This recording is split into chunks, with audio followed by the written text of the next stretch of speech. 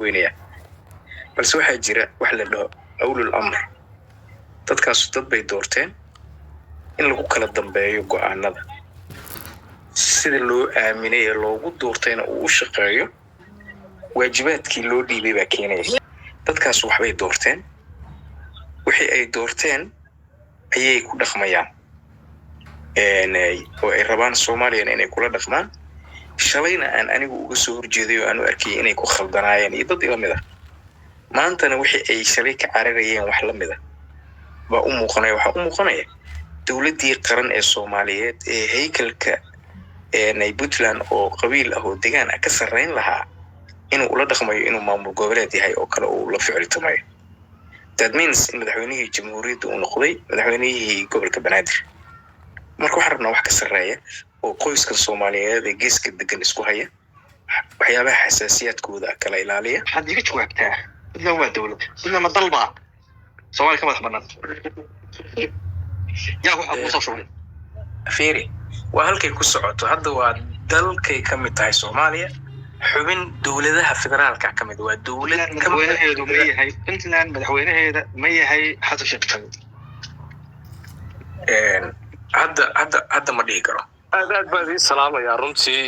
dood waxaana runtii waad haysaan arrinta madaxweyne Saciid Cabdullaahi Deni iyo madaxweynaha federaalka Soomaaliya Xasan Sheekh Maxamuud arrin siyaasadeed oo ka dhaxayso shakhsiyan way jirtay laakiin ummadda Soomaaliyeed waa inaad ogaataan walaalayaal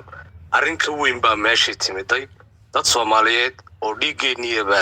argagixiso daalimiin dhiigoogii daadinaya oo dhimanaya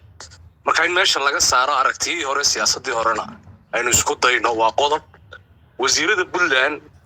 wasiirka wasaaradda arrimaha gudaha iyo wasiirka wasaaradda warfaafinta Puntland labadoodu markay hadlaan doodoodu iyaga isnaqdinayaanba waxaana wuxuu leeyahay deeqihii iyo caalamigii wixii oo dhan dowladda federaalka noogama iman way naga joojisay xagan kalena wasaaradda warfaafinta wuxuu ka leeyahay waxaanu dowladda uga baahannahay ma jirto kow markii Puntland ku dhawaaqday in dad badan oo shacab oo reer Puntland barakaceen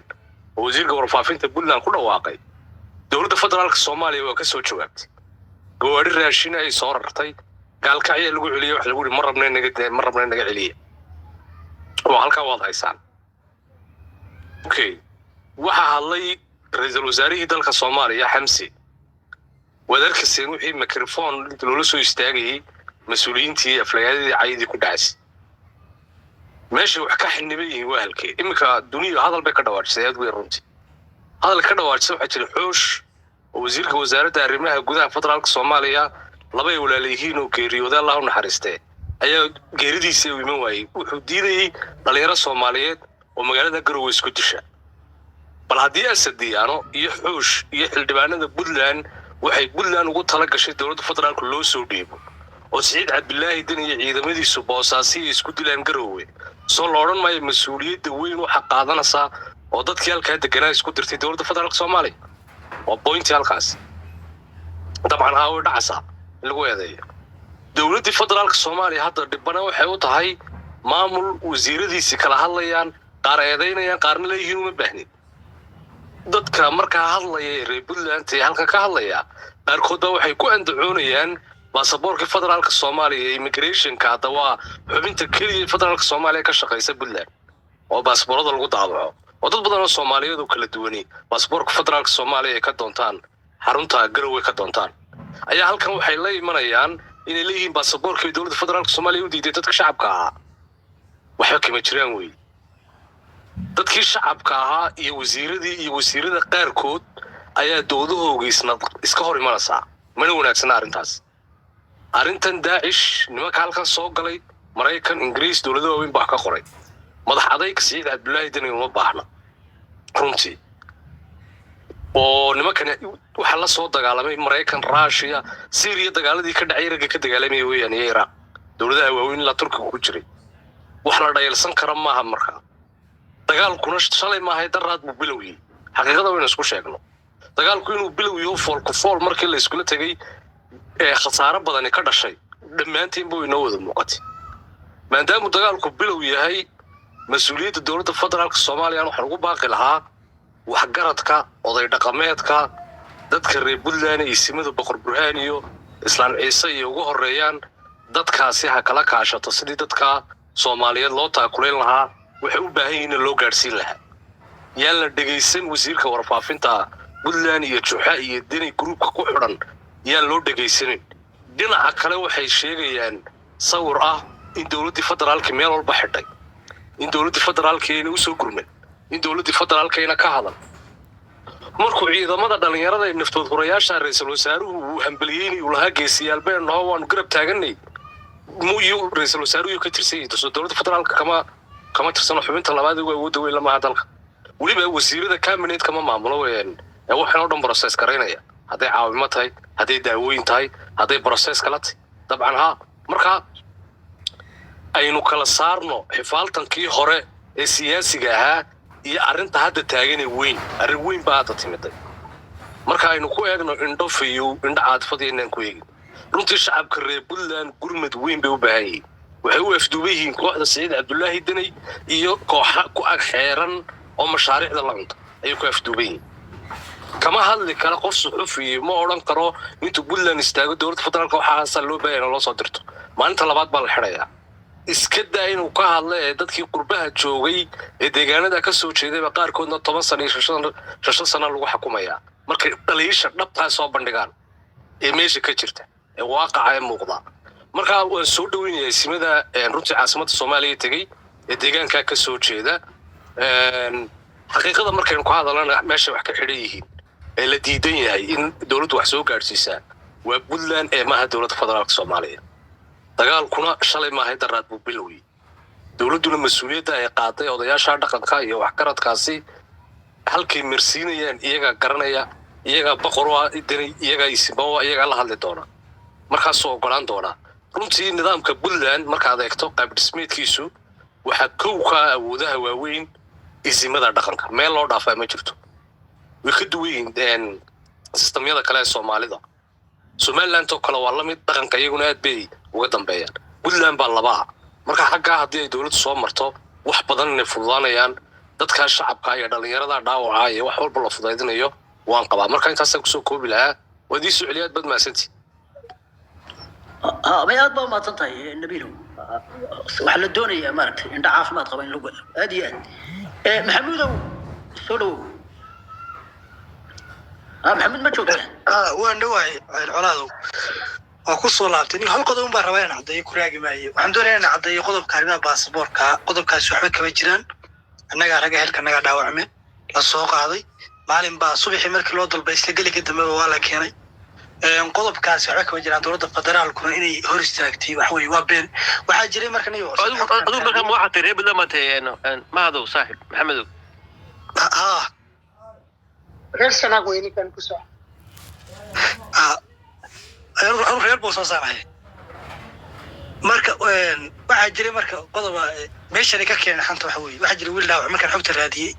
media la galiyay wiil dhaawacmay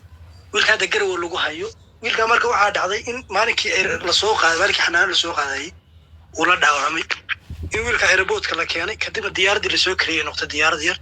wiilku ma ku jiray xanaan la soo saaray wiilka markii airportka la keenay waxa lagu sheekay baasaboorkaagii baa la xanibay kadib dowladda federaalka xagaas lagu qabsaday wiilkaas ayaa lagu xiliyay isagoo wali baasaboorkiis meesha wala qolada guddiga gacanta ku hayeen ilaa hadda riyaa gacanta ku haya wiilka dhaawaca garowe yaala maalo taxarad xoog laga dayrinayay ragga kale laakiin wiilka rag la xareysay waxa weey waa la sii baasaboor waa safreen khaatir dibadda loo qaaday rag ilaa afar oo ka dameeyay wax la soo qaaday hadda maalinkii isniin sidoo midna Itoobiya loo qaaday marka هذا ليش اسمه محمود هو دليل جرته إن ما كان وحوي جدي أي واحد مسوقيان إن يدتك كانت على السنة يان هو جريها ويا لا يهور مرينا يان أرمها صورنا رنتي وأرمها شرويه وكسر محمود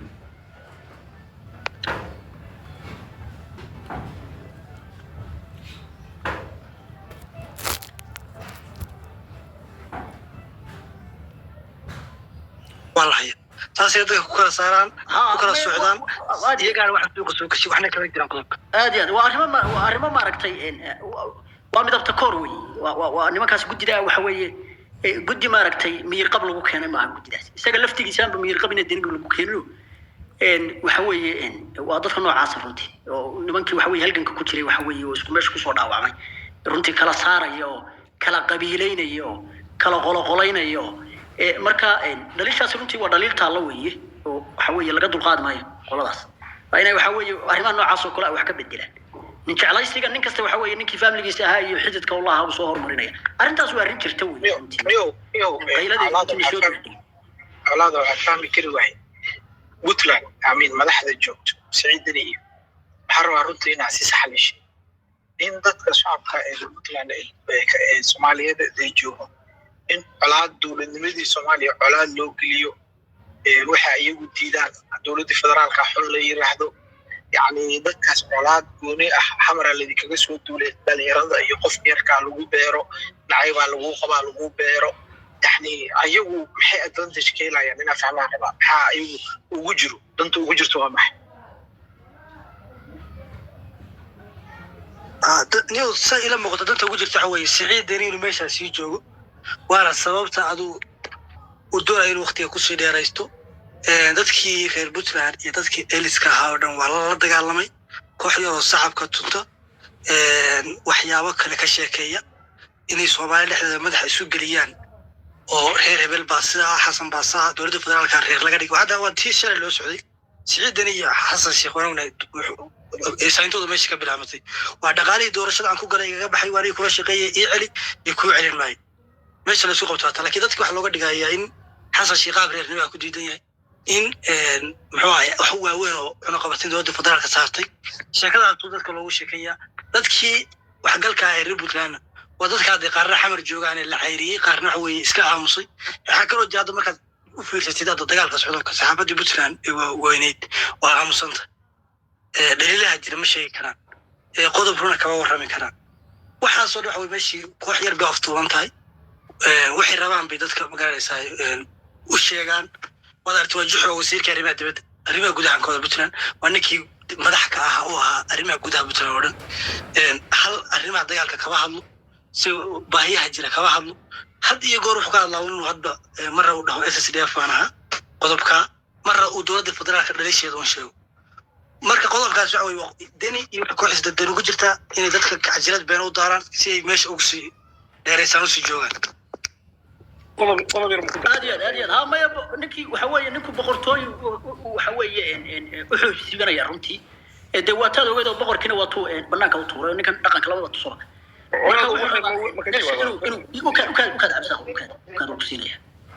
marka ninku wuxuu doonayaa moogtahay inuu waxa weeye boqortooyo maaragtay wuxuu ku dayanayaa moorsi qoryahan carabta marka boqortooyooyinka maaragtay marka hadhow wuxuu rabaa wiilkiisa inuu soo cayaarsiiyay inuu hadhow ka dhaxlo marka farsamo noocaas oo kale ayuu ninkii meeshii la doonaya waa si hadday u tolanta weey ku soco daahir socdaal ma jooga daahir socdaal waa digay waaye cabdirasaaq maxaad ku daray in yar baan ku darlaa ninkii hadda hadlayay baan wax yar ma taqaanaa oo facts ku raacin lahaa wax yar oo idinku dheeraynayo horta arrinta baasaboorka maaragtay baasaboorka laga hadlayo leeyahay dowladda Soomaaliya fududay weydi waxa weeye waa baasaboorro ila dadka Soomaalida oo dhan Soomaaliya joogo dhan dhalinyarada dagaalameysa wada baasaboor ma haysta baasaboorkuna process dheer ku qaata laba bilood gudahood ku qaata waa dadka aan haysan way laakiin ninkii soo baasaboorkiisa haysta isagoo diyaaradu raacaya isaga taas intaas ku soo koobila arrinta kalena aniga wallahi rag badan halka ku jira laga yaabay inay og yihiin anigu waxaan ahaa nin firi waxaan ahay nin Soomaalinimadu ku weyn tahay maamul goboleedyada iyo qaabka xataa maamul goboleedyada federal ku dhisan yihiin wax badan oo waxa weeye critical ku ahay anu ma ahay dadkan iska dhahayo federal iyo Puntland baa waxaana iyo anu ma ahay moogtay marka waagii hore teerankii hore oo dhan oo Maxamed Cabdullaahi Farmaajo joogay Siciid Cabdullaahi Deni si toosan uga soo horjeeday